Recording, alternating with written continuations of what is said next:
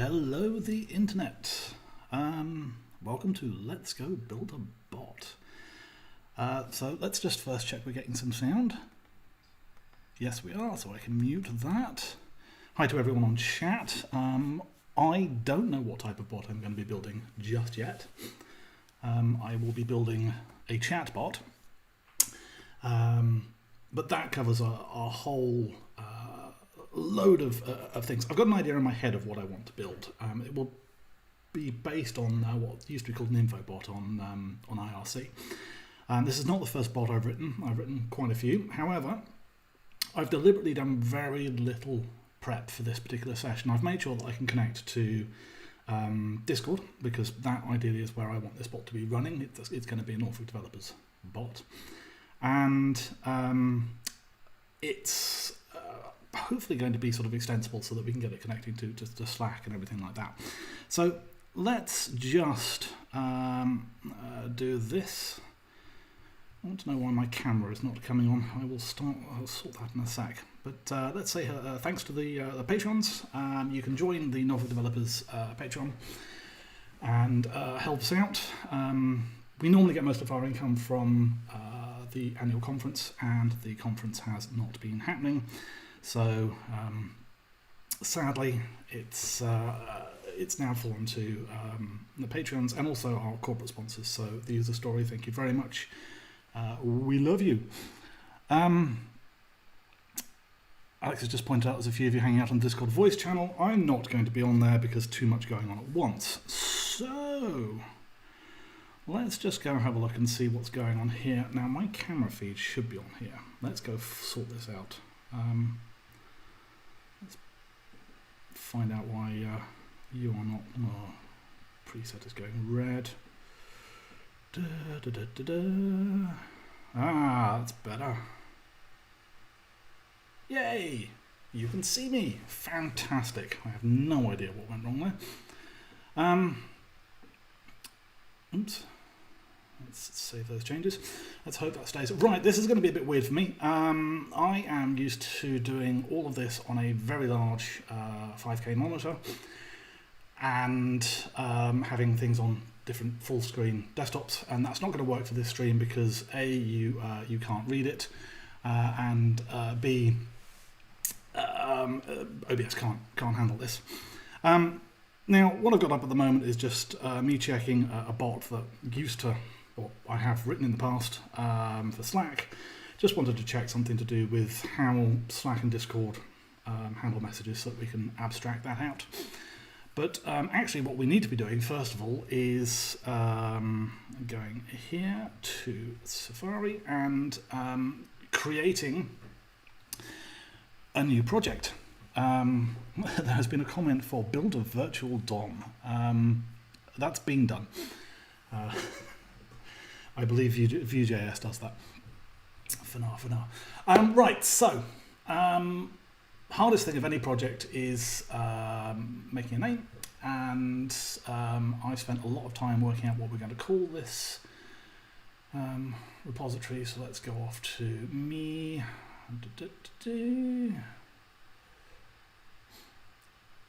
Now I should point out that this is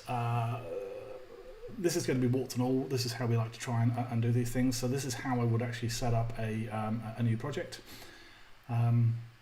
And you'll see all kinds of stuff that's already around because these are systems I use day in, day out as I do my day job, which incidentally is a Go developer.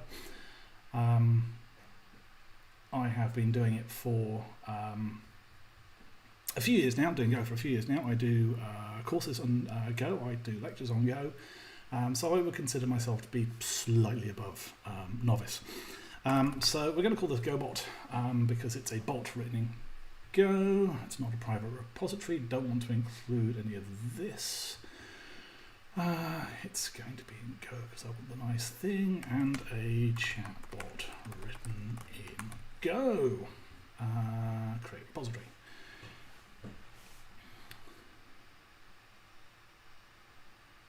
My internet is struggling with all the things that are going on. Still, not to worry. Cool. So we've done that side of things. We're now going to jump to, now normally I would use the terminal in in GoLang, which is the IDE I use, but in order to make things big enough that you can see, we're going to use a terminal down here. I have everything set up in a development drive. Oops. Should point out Dom's first law: typing ability is inversely proportional to the number of people watching. The internet could be watching, therefore my typing is going to be crap. So it's under Bitbucket. So the reason I have everything on this development drive is that Macs, by default, have non-case sensitive drives. So the default drive is not case sensitive. Now you can change it to be case sensitive, but some lazy developers have assumed that it isn't case sensitive, so you can break things. So because I want my development mostly to run on Linux, I want it to be case sensitive so we don't get those lovely "why doesn't this work" errors. So I've created a development drive that is case sensitive. So that's why it lives under that particular volume.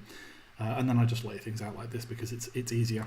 So we're going to create our GoBot directory and go into that. And then I have this lovely utility called GoBase. Yep.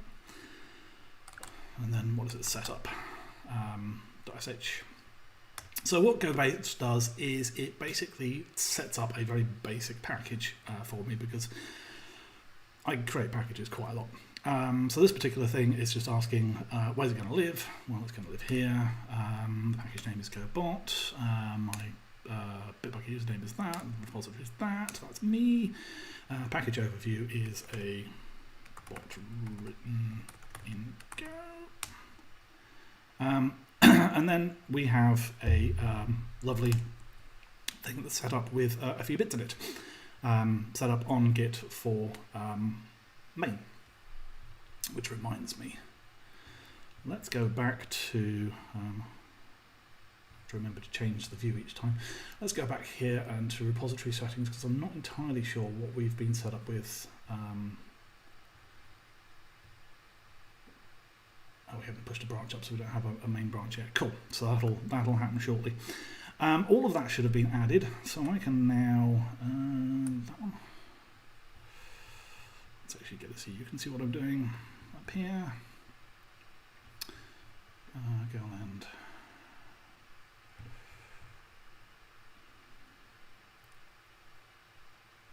Oh, wait for my preferences. Where have they gone? Ah, there they are. Right, this is going to be fun. Let's. Like I say, I'm working on a much larger screen than you can see, and as I'm whizzing between screens, it's actually a particular quarter of my screen.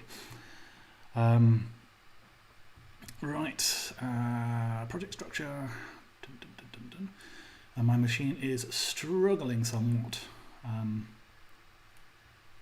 with OBS going, so you'll have to excuse how slow this is going. Right, let's back up on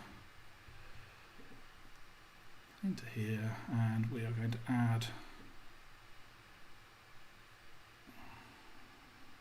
Oh, okay, content root already exists. So this is possibly because I had this in here for my. Oh, there it is. It's already there. Right, let's see if that's just picked up. I had a quick play around beforehand. Yes, it is there. Fantastic. So there's all the files that I had added. Just as an aside, the reason why I've got this as wide as it is, this is set up with a column. Oops, that went wrong. This is set up with a column or a marker at 80 columns and one at 120, because people always go on about why do we limit to 80 columns, because we have plenty of space and monitors are wide and all of that rubbish. But actually, when you're doing a bunch of things at once on screen, especially if you're doing a diff, even with bigger screens, 80 columns is still a useful limit to have. And if I run this on a 4K monitor, I can't have two things side by side at 120 columns. I have to run it on a 5K. So anyway, we'll make this wider so we can see what's going on. Let's go back to here. So this is the things that have been created by GoBase. Basic git ignore.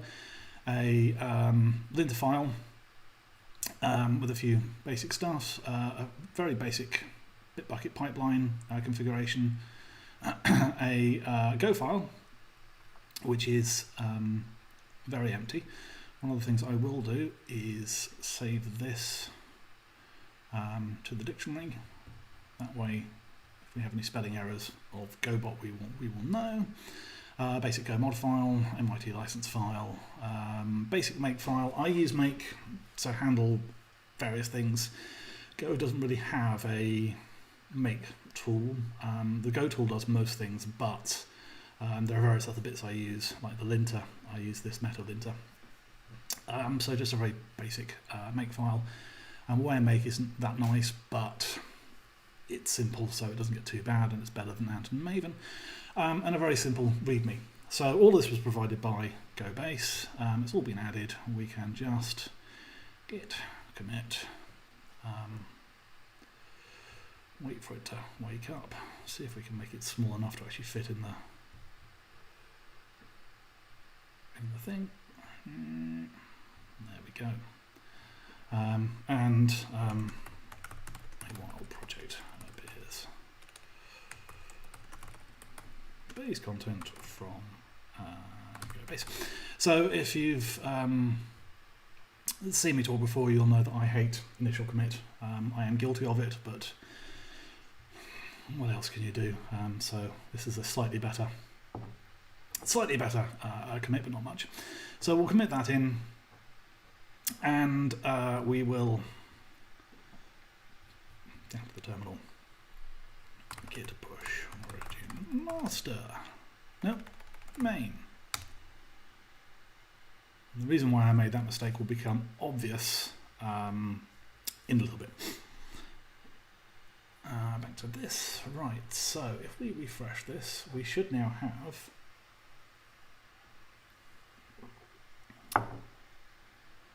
so slow. Under advanced. Yes, we have our main branch. So there's a few other things that I just want to do very quickly. By default, I think it sets you up with a pointless bunch of branch prefixes which we can turn off.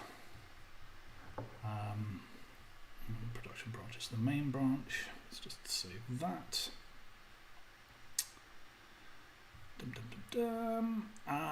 Branch permissions. Some people hate this. My project's so tough. We're going to say by type.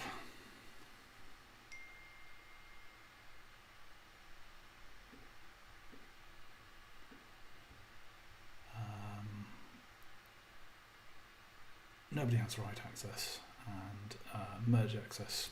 So this basically means you have to merge, and then a couple of checks, check no changes, check no unresolved pull requests, and make sure there's at least one build.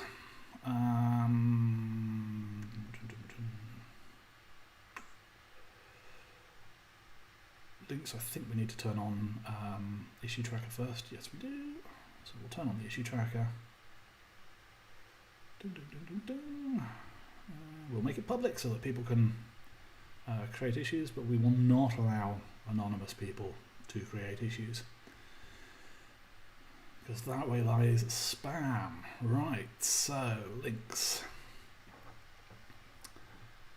So this basically just means that you're going to have to refer to an issue number when you push things up. So it's going to pull from there. Anything else we need to do? Don't need any of that. Pipelines. Let's turn this on.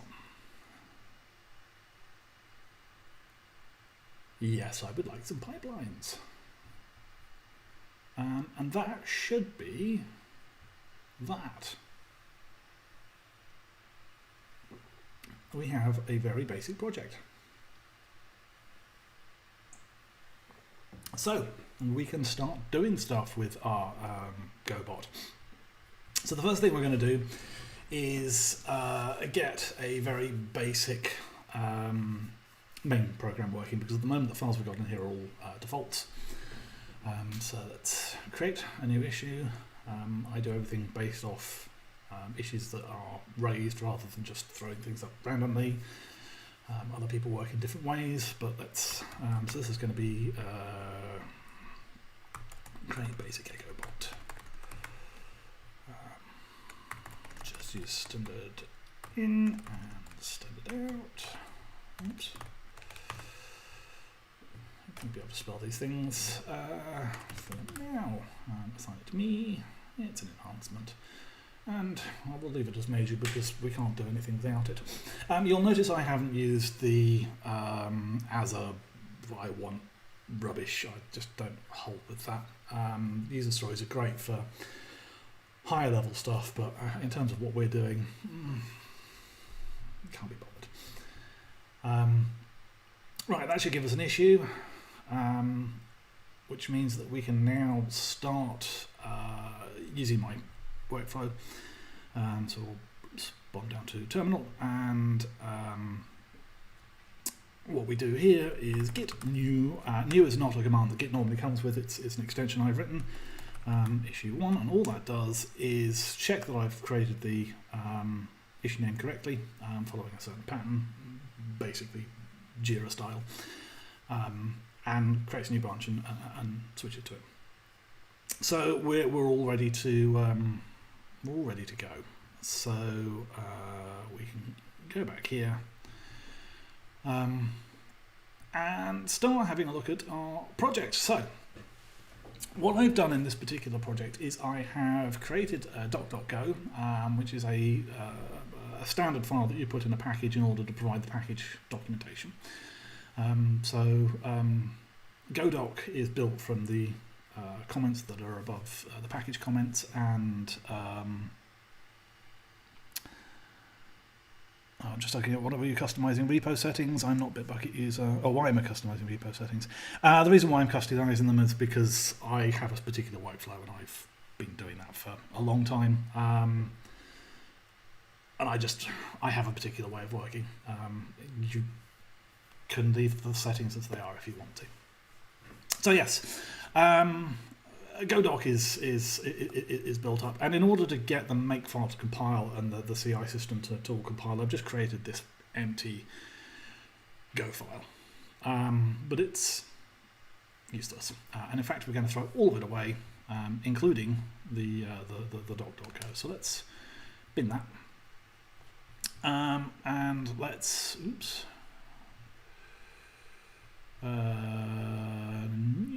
Go file, and we're going to call this GoBot.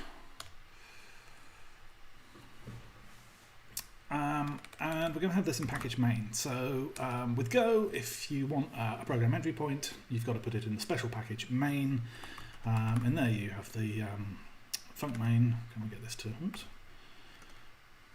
No. The right. Okay. Oh, I was going to see if it autocomplete for me, but it wasn't. So func main, and I mean, if you were, oops.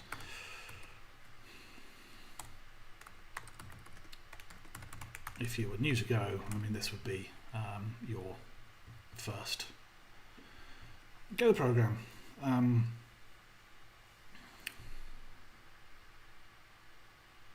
Hello world. So what we're actually looking at doing here is we want to do a number of basic steps. We would want to configure the application, and we don't have much configuration to go at the moment. And we would want to instantiate our main type and start playing around with that. Sorry, I'm just looking at chat as well.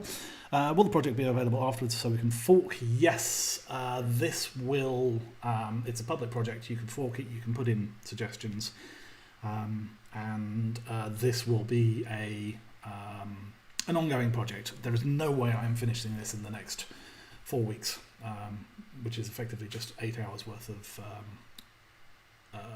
development. So we will get to a point, we will have a working bot, and we will have a framework with which that you can build your own commands to make your bot do what it is that you want, and hopefully we'll have it set up so you can connect to whatever chat system you want, assuming they support bots. I don't believe Skype does, WhatsApp doesn't either, which is a pain. Anyway, so our main is going to be necessarily small, and GoBot is just really going to be our main function. We're actually going to do most of this in packages. But to start off with, let's do it all in here. So we would want this bot to sit and listen for input, and we would want it to come back with output for the particular system. So let's just move ourselves down to here. This is something that I threw together very quickly, and when I say threw together, I mean cut and paste from the Git repo of the library I was looking at, and made some very minor changes to get it to do something. So this is in Sublime, which is why it's not syntax highlighted.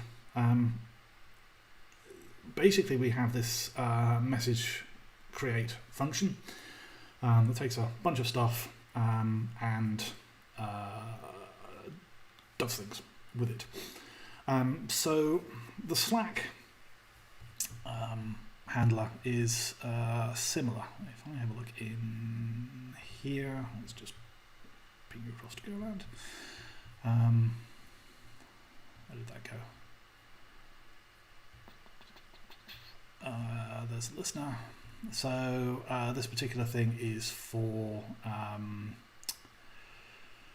Slack, and we have a process function that goes off and does things. So we're looking at dealing with an incoming message and outputting some kind of response for both systems, and I'm going to assume that's going to be the same in most cases. So we're going to want some kind of do the thing, which is going to take a member programming in Go. Been doing this for years and still get the types the wrong way around. So in most languages, your type comes first and your variable name comes last. In Go, it's the other way around, and I just occasionally forget. So oops, do bash there. Format to print run. There we go.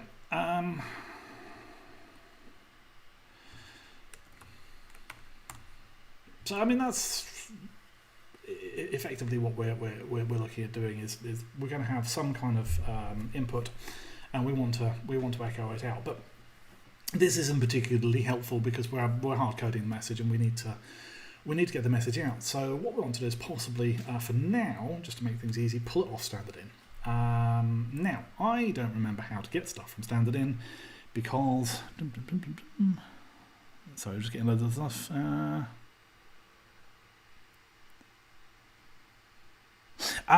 So someone's asking about the capitalization. The first letter of things is important. So packages are lowercase. Functions with a lowercase and variables with a lowercase first letter are private to the package, and functions with a uppercase first letter are public and can be exposed by other things, which is a little bit confusing for people who are not used to it. So yes, this print them on format is a public function on the package format. Do the thing is public. If I was to make this into a package, I'll be able to call it.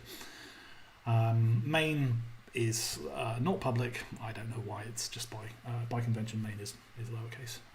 That's the entry point. That's what gets called. I suppose because main is called by Go itself, it's not something that you would call from outside. Anyway, something I never do is read from the command line. So this is where we get to do the first in our series of Dom Googles the Internet.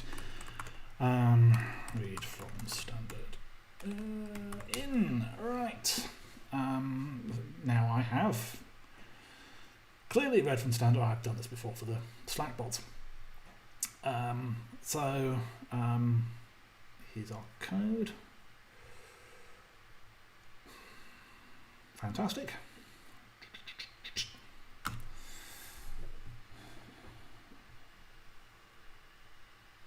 You can just shove that in there and hopefully things will sort themselves out. Yep, all nicely imported. So what we're doing here, we're creating a, oops, hang on,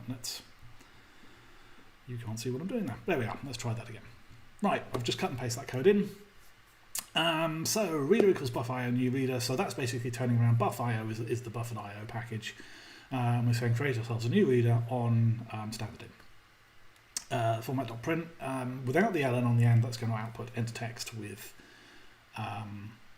no new line. And then we're saying read the string up until the new line character, and then we're going to print the string out. So actually we can get rid of this and this just for now.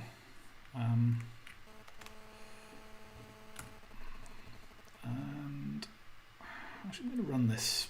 I'm going to run this down on the terminal just to make it bigger. Do I have make run on here? No, I don't. Go run. So go run basically compiles and runs the code for you. Go is a compiled language, but sometimes you don't want to build the binary and run the binary, you just want to run this. So very simple. We have made an echo bot. It's useless. It only works on standard in and standard out, and it craps out the instant you've finished doing things. So perhaps we want something sitting and listening in a Go routine, which is the equivalent of a thread, and then something that's gonna handle all of this. Overloading and overwriting. Overloading, no. So this is coming from the chat. Overloading, you can't do. Overwriting, yes. We're probably not going to get into that in this particular stream because that's to do with shadowing on types, and I generally try and avoid that. Right, so we're going to want a package. New directory, what are we going to call this? Naming is the hardest thing in programming. We're going to call this the... We'll call it the handler for now. So this is going to be our handler package, which is going to handle messages as they come in. And we also want a listener. Oops. Let's put you back on there. I have to remember you can't see the screen. Sorry, so I created that handler directory, and now we're going to create a... no, it's not Go file at all. It's a directory. New directory. Listener. So in our listener, we want to sit and listen and deal with things from a handler. So let's define our handler first. So within here, we're going to have an echo handler. So because this is in the directory handler, our package is handler. You can have a different package name to a directory name. Please don't do it. Please don't.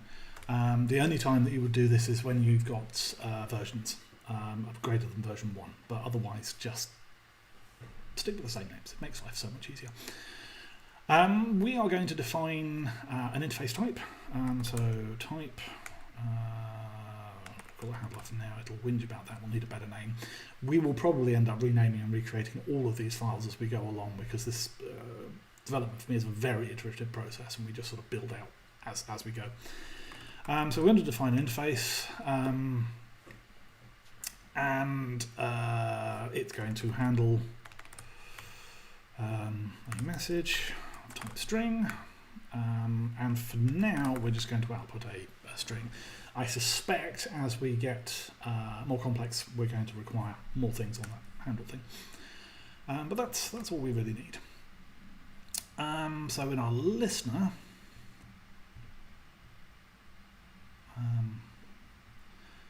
this is going to be our standard in listener. std in, there we go. So type struct for now.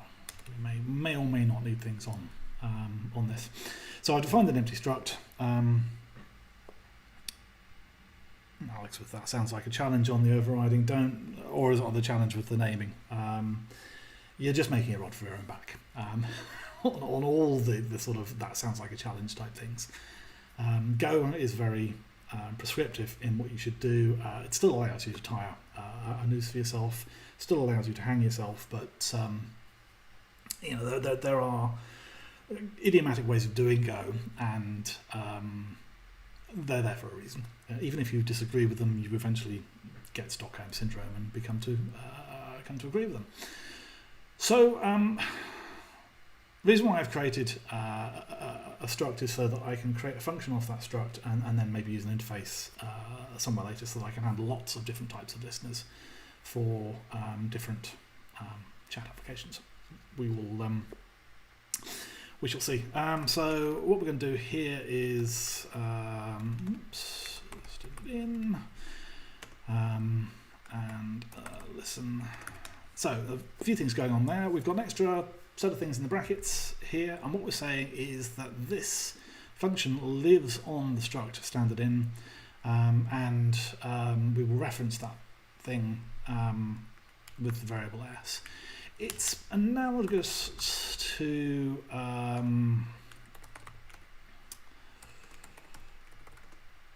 it's sort of analogous to that, but it has some extra semantics to it. This just takes a standard in and will do things with it, whereas this actually exists on this struct. It's not an object. It's very much like the C type structs, where you're just extending them with functions. Right. So if we go back to our main, let's just grab that. Let's go back here. Now we are going to want to do something when we listen. So we are probably going to want to take a set of handlers.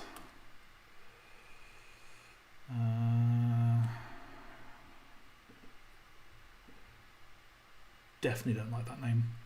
We will work on that later. We will call that handlers.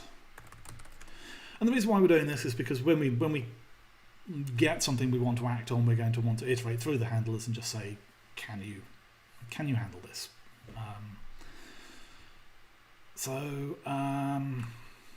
That was our seriously. Of course. That was our reading from standard in, but we probably want to do more than just exit when it's done. So I think what we're going to do is we're going to standard in lowercase listen. So this is a private function.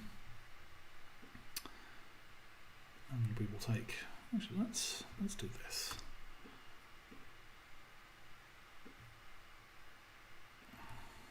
Oops.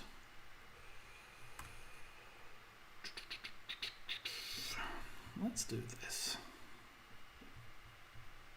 What I'm thinking of here is actually, rather than passing this in, because I was going to end up passing it into the other listen, I've moved that into our struct.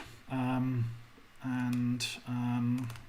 don't actually need new for the moment. Let's make that public so we can just expose that and set the handlers we want to use. And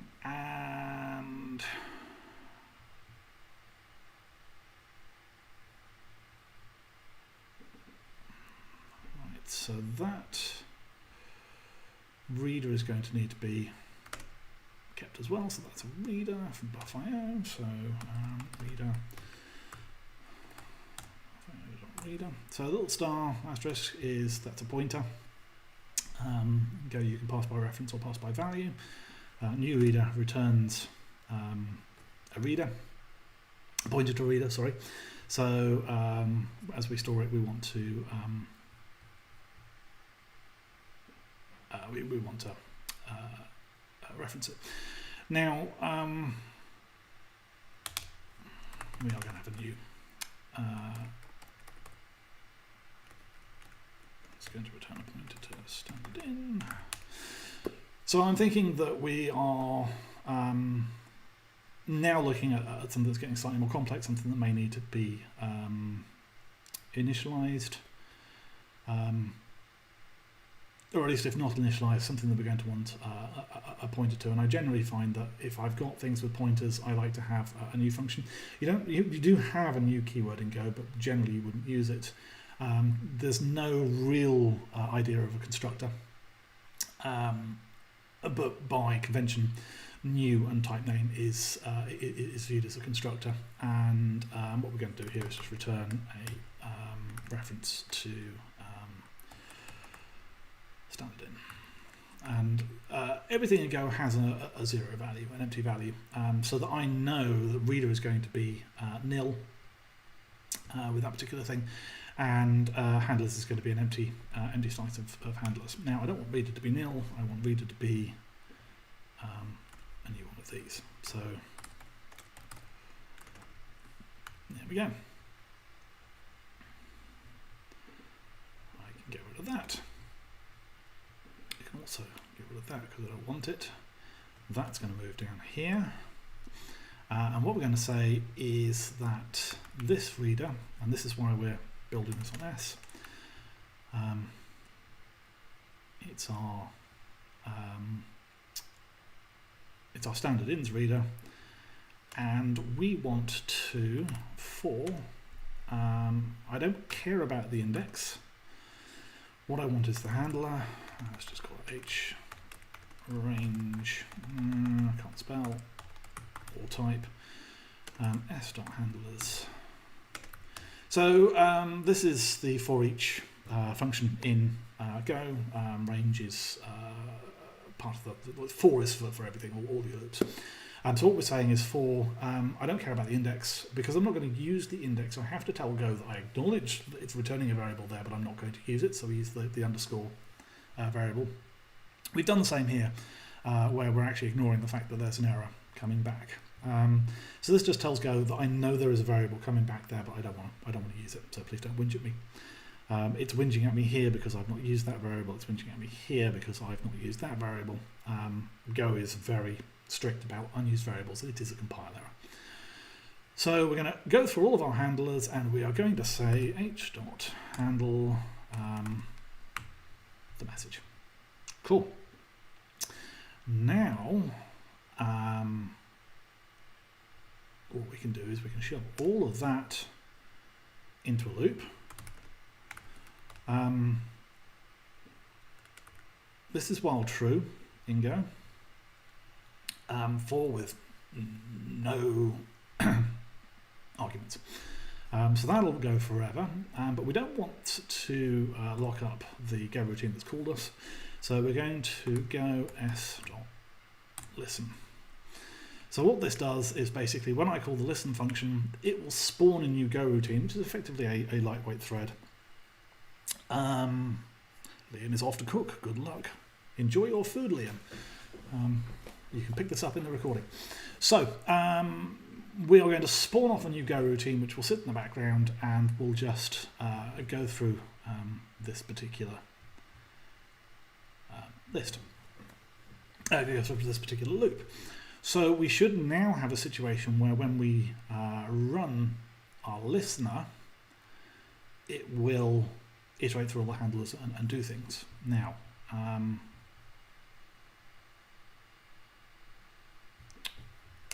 we need an echo handler, so type echo is just an empty struct for now. And we're going to make this type match the handler interface. So we're going to say func echo. Convention is to always just use the lowercase first letter of the type here. And we're going to say handle message string string. Now, Go is a little bit like Python, it's duck typed. So because I have this function defined, it satisfies this handler interface. So it is now a handler, despite the fact I haven't said that the type echo implements handler or anything like that. There's no concept of implements. Now format.println message. Oh no, actually no, we don't want to do that. We want to return message because it's a handler.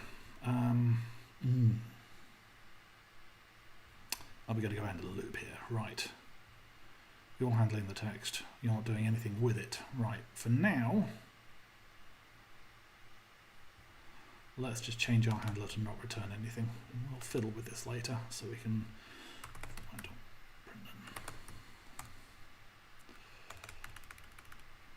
the message. Right, that can go like that. So I can go down to my GoBot. I can get rid of this. Goodbye, all of you lot. I can listener dot use standard in. Is that a pointer? Yes, it is. So, and it's one of those. L.listen. And before we do that, we want L.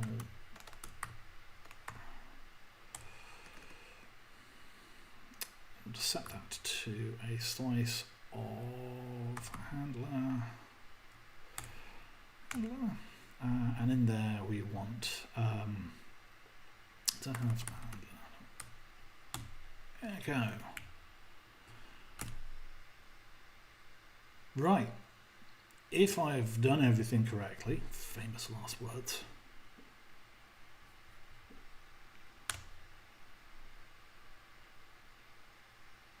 Yes. So what happened there? Let's go back to GoLang and have a little look. I was expecting a lot more than that. So we did our listen. Let's just go have a look on there. Listen's going to go off and run this, which should just keep... Oh, I know what happened. So the main go routine, when that exits, will kill every other go routine that's going. So actually what I'm going to do is I'm going to make listen blocking. So we'll get rid of that go. We'll pull this out here. We'll put that there. We'll get rid of that. So listen is now blocking. Oops. But we need that for... did I pull the right format? Yeah, I did pull the right format. We need that to basically hold the program running. Hold it open. So let's go back and see whether that's going to run slightly better. Yes, enter text. Hello world. Ooh, still can't type. Hello world. Hello world. Excellent. This is fantastic. This is fantastic. So we've made an echo bot that uses standard in, standard out, rather than any particular chat type thing. But that's okay. It's the beginnings of a structure. And one of the things that we can do now is let's Control C that out.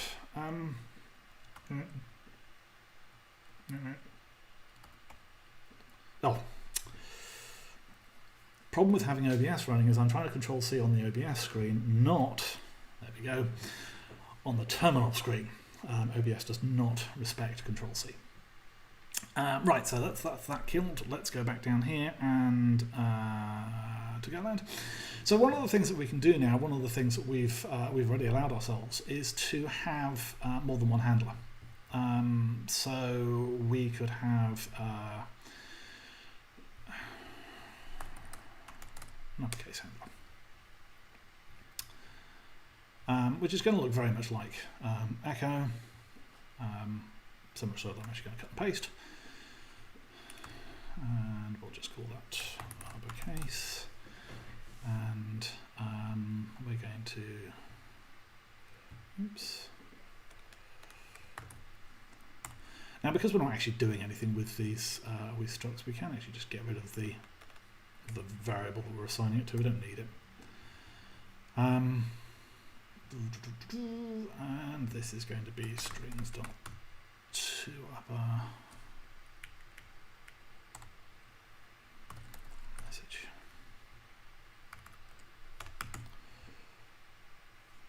Cool.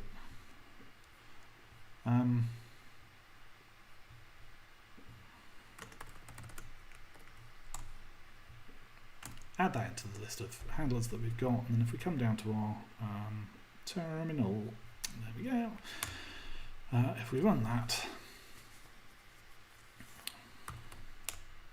so we're now getting two lots of output because we've got two handlers dealing with things. And there's a very good reason why I've done that, which we'll come to in more detail later, but it's basically because I don't want to have the logic for dealing with all the chat input all in one place. I want to have different little modules that can just handle specific things and say whether they can handle it and deal with it. But for the time being, we've actually got where we want to be.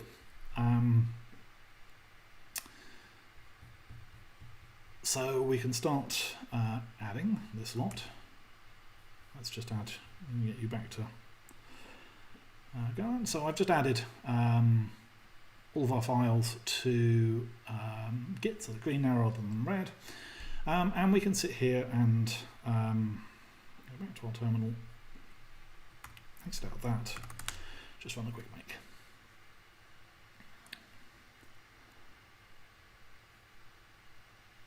Now this is going to whinge at us bitterly. So Go is very opinionated. And then there's a whole load of other stuff that I've enabled with the linter, which makes it even more opinionated. And it may sound like complete faff to get all of this stuff done, but it's useful. If you're going to be coming back to this project, if you're going to be looking at what is it that this person's been doing within this particular project, it's useful to be able to know what the thinking was, what's going on, and to have a bunch of standards. So most of this is to do with exported types not having any comments. If they're exported, because of the way that the GoDoc is built up, we should have some documentation. So this is where we actually start finding out if our names are any good, or if we want to fiddle with them. Which is why I haven't actually committed anything yet. I've just sort of added it to say, well, I think we're ready. So this handler type. First of all, this doesn't really belong in this file. So I'm just going to chuck this into its own file. Let's get you back onto there so you can see what I'm doing. This handler type here is the thing I'm talking about.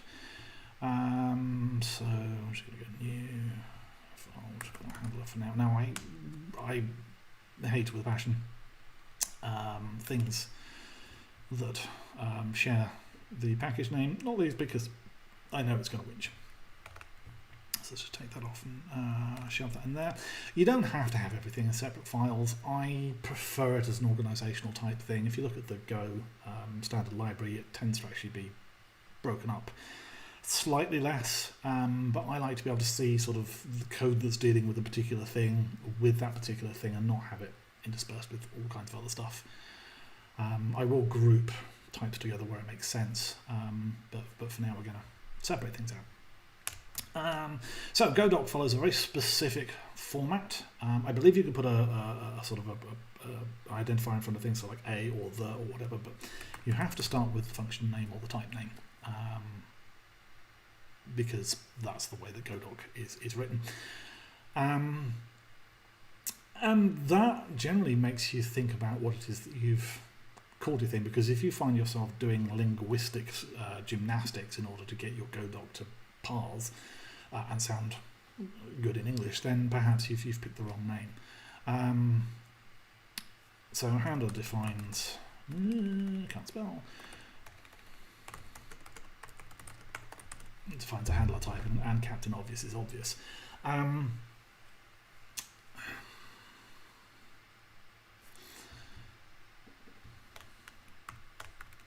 Let's make this better.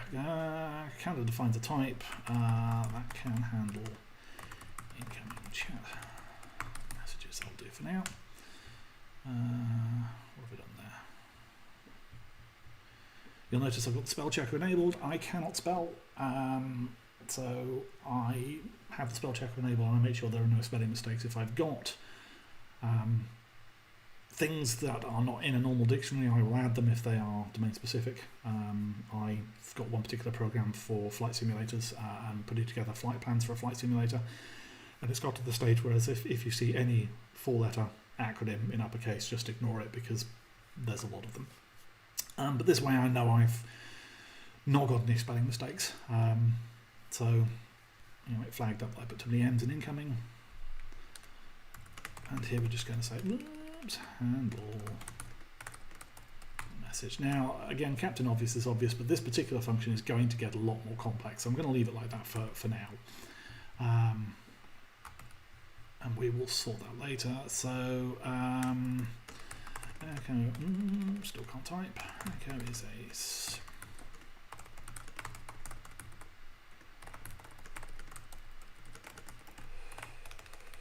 stand out, and don't know if that's going to force me to put the hand. Yes, it will. Let's just shove that on there for now. And oops, did that? Yes, it did. Done that. Uppercase.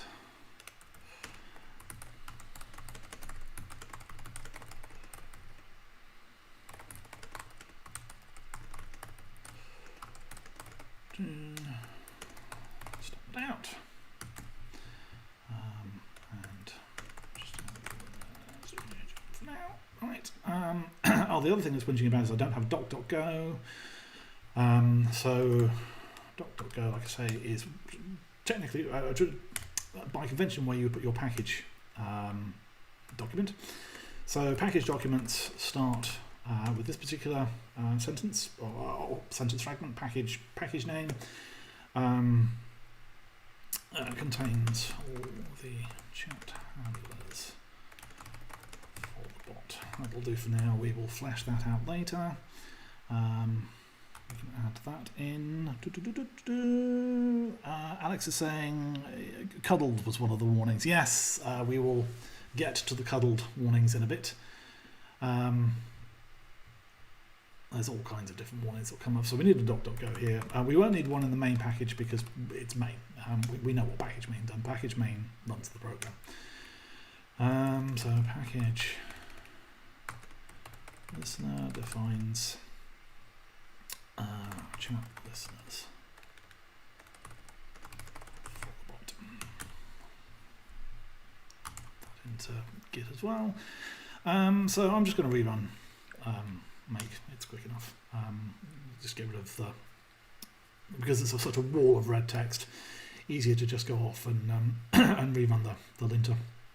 It's normally a little bit faster, but like I say, a lot of my CPU has been chewed up by OBS. Right, package. What have I typoed there? Handler. Missing an E, missing an R even. So let's sort that, fixes that. Exported type standard in. Yes, I forgot to do that. So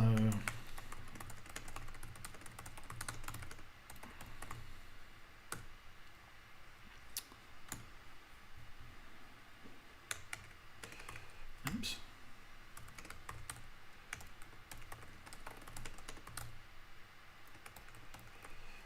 So one of the things we'll find is that this will have to change when we get to actually testing things. So we're going to leave that as is for now, because that will definitely change, and then listen for messages for now. Some blocking. Right, standard in go. Cuddled. So cuddled is to do with whether things are next to each other or not. So assignments should only be cuddled with other assignments. This here is an assignment. This is not an assignment. So the linter has wanted me to do that. And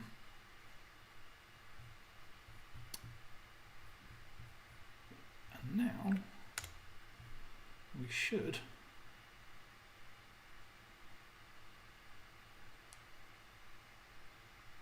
build cleanly. So the one problem that we've got here that's making me twitch is the fact that we've got all of this. Let's just go down here with the terminal. got all this. So that was the cuddle thing that Alex was talking about. Here, GoBot, no test files. Handler, no test files. Listener, no test files. That's not great. We would like to fix that. So let's go and fix the fact that we have 0 tests. So we go back to GoLang. The other thing I want to do just quickly, because GoBot is coming up, the binary that's been built as part of make is getting picked up. So let's go back to the git ignore and just shove GoBot in there, so that I don't accidentally commit a binary.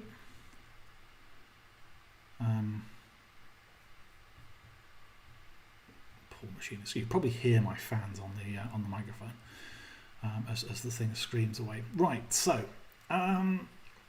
standard in. I'm not entirely sure how to pipe text to standard in to test this particular type.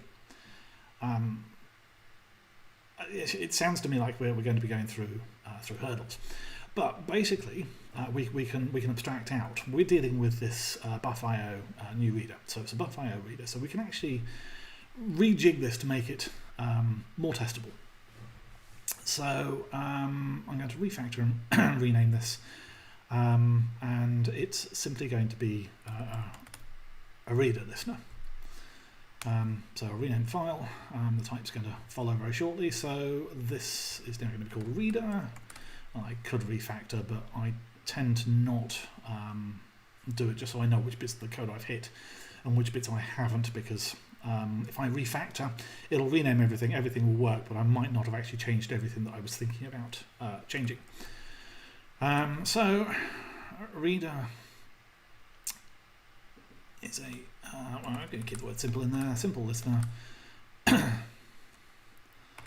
simply takes input from a buff.io.reader, and that'll be a pointer to one of those.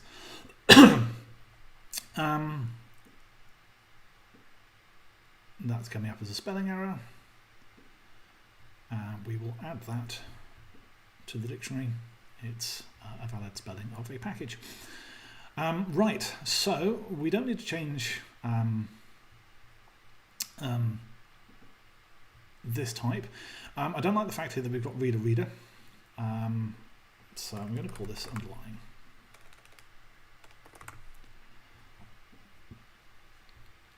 Because it's the underlying reader that we're actually no, let's call it source. It's the source of our messages. Right, this is going to return a new. So it's going to be new reader now. New reader. New reader. So I'm just keeping an eye on the time. Still got half an hour. And new reader is going to return a pointer to a reader. And what we're going to do here is we're going to make our source publicly accessible. And we're going to say new reader returns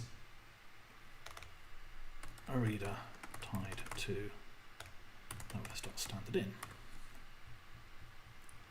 So this is going to return a pointer to a reader, and our source is going to be. So all I've done at the moment really is just rename things. The semantics have changed. The actual way this works hasn't. However, I have now made this a lot more testable. This is going to be our reader.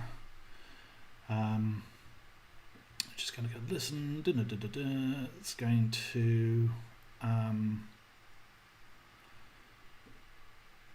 do that. This is r dot source read string capital S, and range through the handlers and output the text. So yeah, it's a semantic change, but what I've said now is, rather than saying this is just for standard in, I've said this is now for a buffer.io reader, and by default, as a convenience, it's initialized with standard in. But it means I can now do this. So we're going to go new Go file, and we're going to go reader underscore test. Now, testing within Go is done in these test files. Now, interestingly, you can see that it's picked up in its Git cache. That I had one of these before, because that's a changed file rather than a new file. I'll have to make sure that's actually in Git in a bit. Anyway, the underscore test says that this is a test file, and it's going to be run as part of the test suite. Now, we can have it live in package listener. Ordinarily, a package can only contain, or a directory can only contain one package, which is why we tend to go for the one-to-one listener as a package together. So normally it would have to be listener, but with tests I can have this special package called listener test. Now what this says is that I am still in this package, but pretend that I'm not. And the reason why we do this is because I want to be able to test this as a user would see it, as someone using this package would see it. So I no longer have direct access to the listener types. Now, there's two ways we can test. We can test using an example, or we can test using a test function. I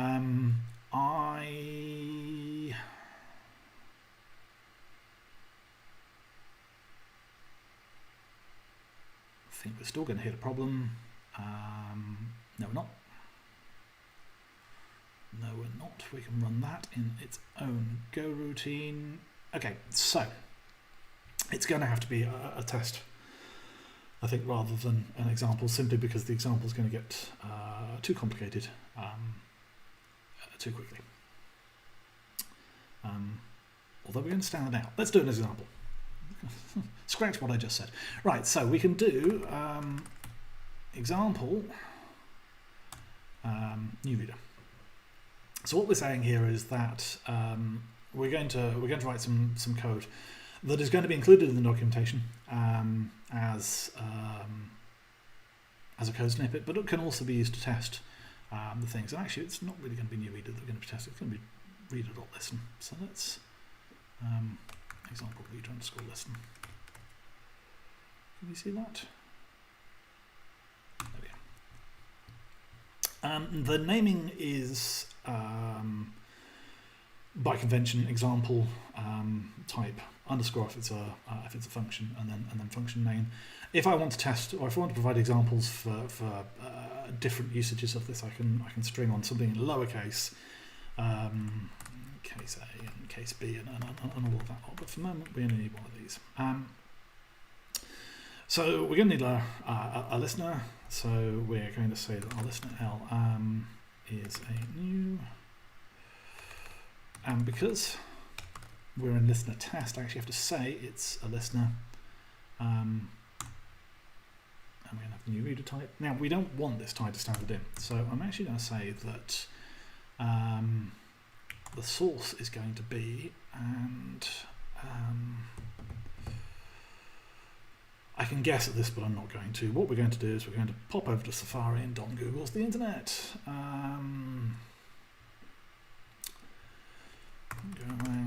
So Go is a hopeless word to be searching on, but the prefix with GoLang it generally works. And then I want string to buffer.io reader. There we are. What would we do without Stack? Oh, in fact, I remember what we used to do with Stack Overflow. Without Stack Overflow, we had thousands of books. Strings.reader, great.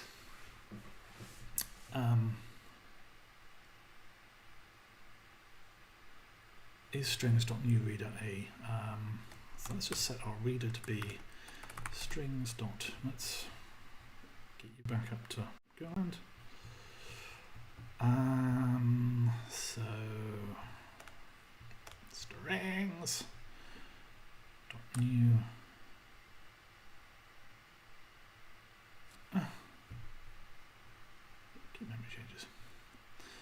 So this is because my machine is struggling. I've got this set up so that it will run Go format on my code on background saves, and it's obviously just run Go format and changed the underlying file while I was also changing the file itself. Let's just do this.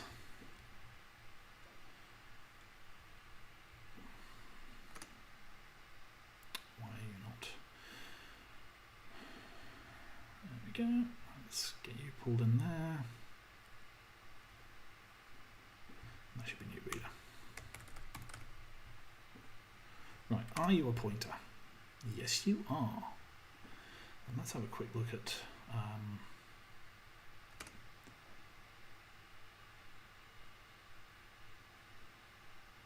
pointer to an underline reader with string S. I wonder if we can do something nasty. We shall see. Anyway, we're going to set our source to be R. Oops, colon equals. I should probably explain actually. There's a difference between equals and colons. Colon equals is a shorthand syntactic sugar that basically says I want to declare a new variable called this name, which is of the type of the thing that's on the right hand side of the thing. I could also go var.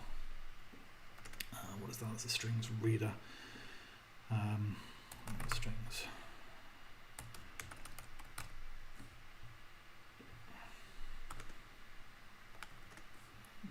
That's pointer equals. Oops. That it's already whinging at me because this is redundant. It knows, it's clever enough to work out that that's a strings reader, and in fact putting the var in front of there is also pointless. We just do that. So it's this syntactic sugar shorthand. Anyway, so our source is going to be R. Listener's blocking, so we're going to have to do something fun with that. Let's go run it the Go routine. L.listen. So that's going to now be running its own Go routine, and then we are going to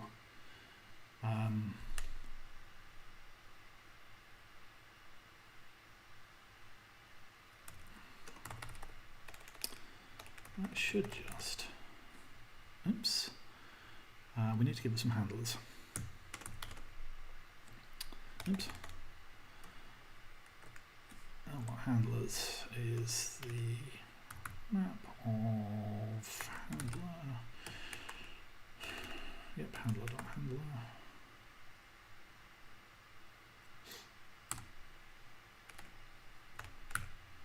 And we'll just have handler. Make a handler in there. There we go.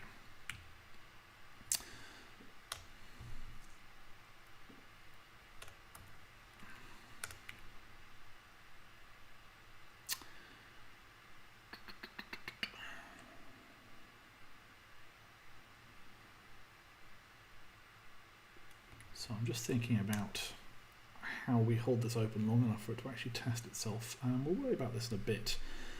For now, is it sleep? Yeah.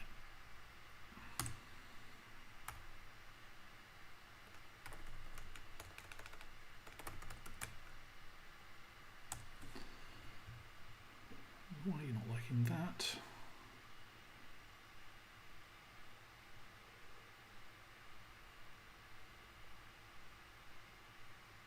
It's not a buff IO reader. Ah, right, okay. Something on the Stack Overflow answer that I didn't notice. Too many keys pressed at once. There we go, that's better. So this isn't going to work because I know this isn't the correct output, but let's just go. So there's a few things going on here. When I put in that special comment of // and then the output with an uppercase O and a colon, it made this runnable, an executable test. And what this is going to do is basically compare what happens when we run this code on standard out with what we've said on output. So if I just run this, it's going to take a second or so. The reason why I've got the sleep in there is because I'm running the listen as a go routine, and I don't want that to be killed before it's got time to finish. Ooh, not good. Right.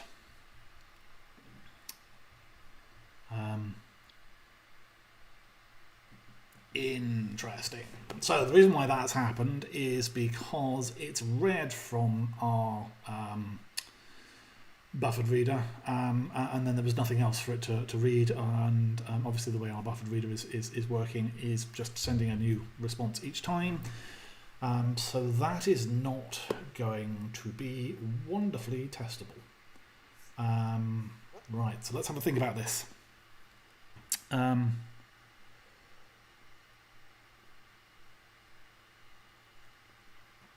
Apparently my video is getting a bit choppy. So it is actually. Let's see if we can work out 2 secs while I just mess about on another. What's using all of my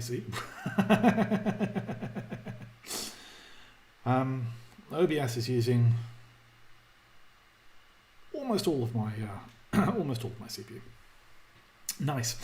Right, so let's drop the video and see whether that helps at all. Right, where were we? Yes, we need some way of being able to say that this is now finished. This is now over. Let's not listen anymore. So our listener currently is just in a loop. We need some way of saying please don't go round anymore. I'm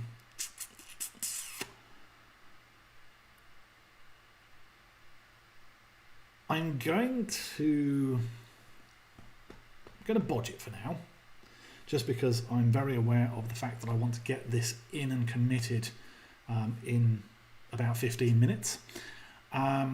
So we're going to bodge it and say that we're going to have iterations, which is going to be an int, and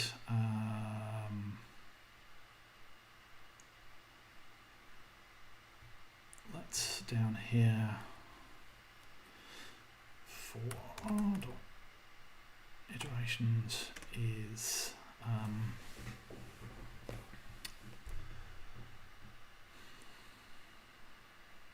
greater than 0. Actually, I'm going to say not equal to 0 because this way we can we can have it going forever if we need it, because here we can turn around and we get iterations is -1. Here we can then say actually we'll do it up here, may as well. R dot iterations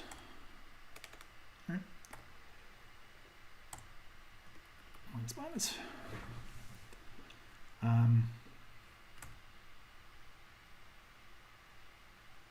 Cool. So we can go back to our reader test,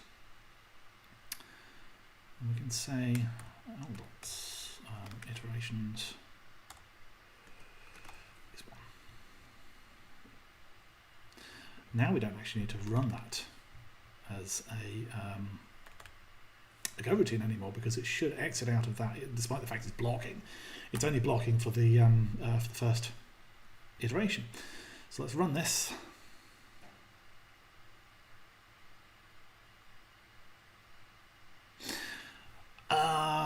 Okay, so people are saying about 1 FPS. Is the sound still coming through, Alex?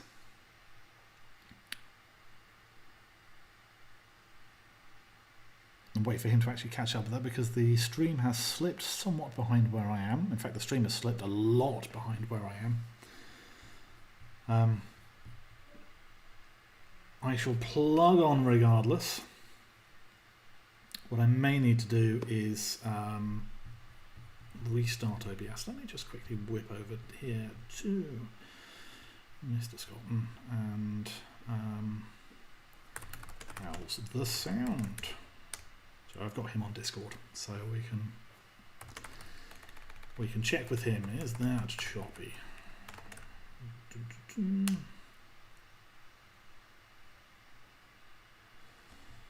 Let's see what he says with that.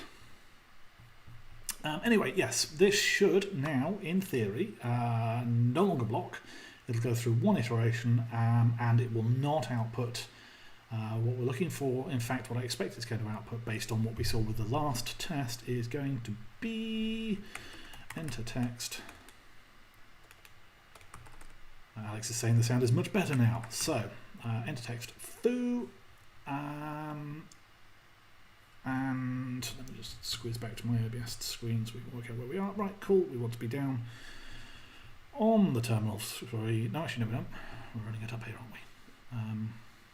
Run this.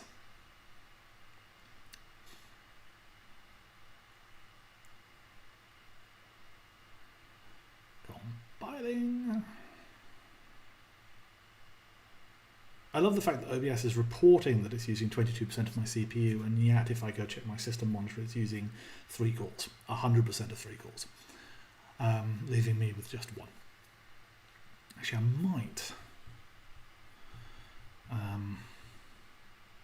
might shut down Docker.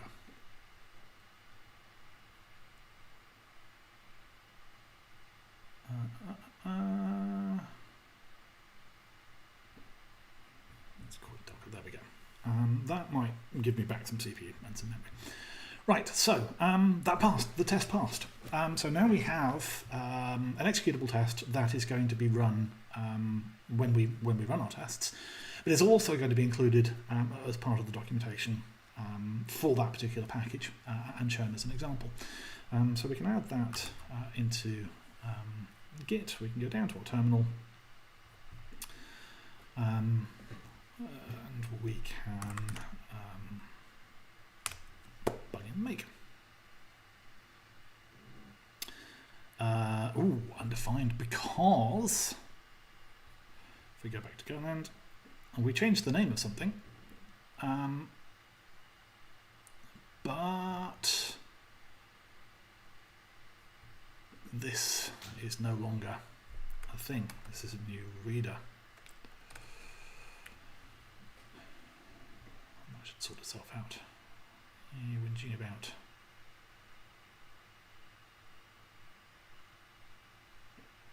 Conversion listener, dot reader. What did I?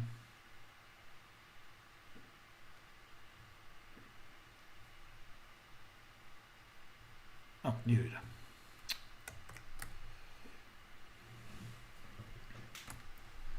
There we go. So that should now compile. Let's go back down to our terminal. Let's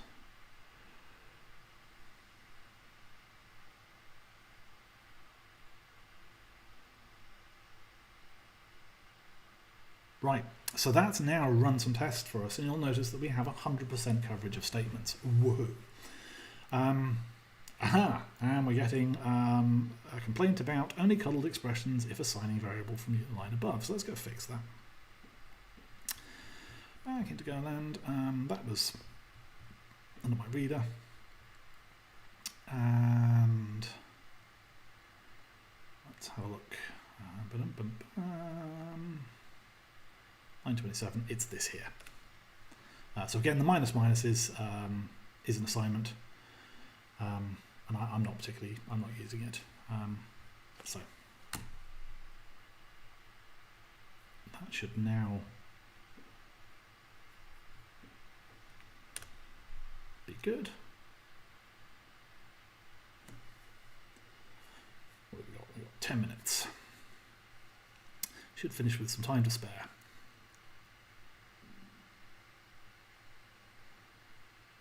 Excellent. So, I've just noticed I've still got the camera on this particular view. Let's kill that. I will refiddle with my OBS setup for next week to see if we can get it more speedier. Okay, so that is all passing nice and clean. So what I'm going to do is I'm going to have a quick swizz into the README. Let's go back to GoLang, because the README is probably a little basic. It comes up, yep. A bot written in Go. To be honest, that'll do for the moment. Let's just shove a sentence on there, full stop on the end. So we're going to commit all of this lot.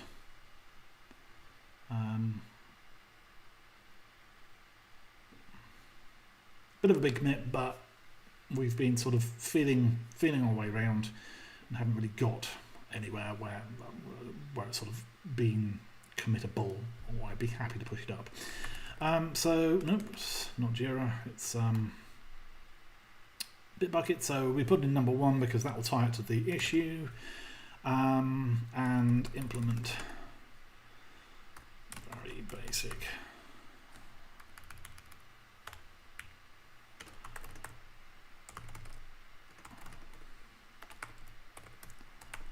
Standard in, standard out. So it doesn't do much at the moment. There we go. And then we can pop down to the terminal. Let's just make sure that everything is happy, nothing to commit. And then I have another git command I've done myself, git review. And all this does is it pushes the issue up to origin, pulls the response that I get back, and opens that link in Safari. And we can kill the camera here as well. So this is create a new pull request. Let's take the defaults from everything. We're going to close the issue after we're done. Let's create the pull request.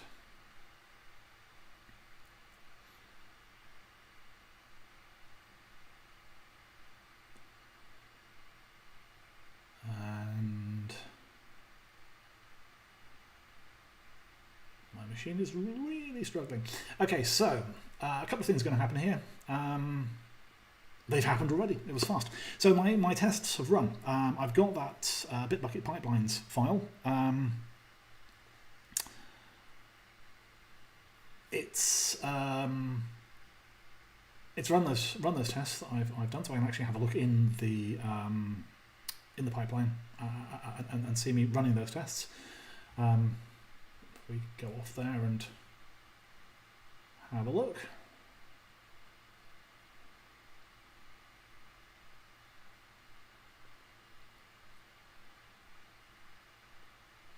Poor machine. What I want to know is why OBS uses so much CPU when I can just wow, it's really getting that. When I can just share screen and actually share screen full screen on Discord or some other video conferencing app, and it's absolutely fine. So we shall see. Let's just try retrying this.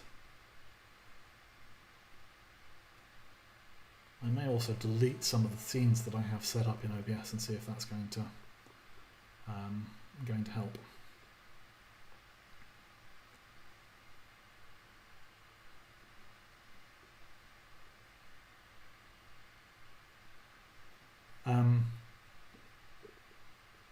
So this has run my build step, and you can see here I've got 100% coverage. So I can go back to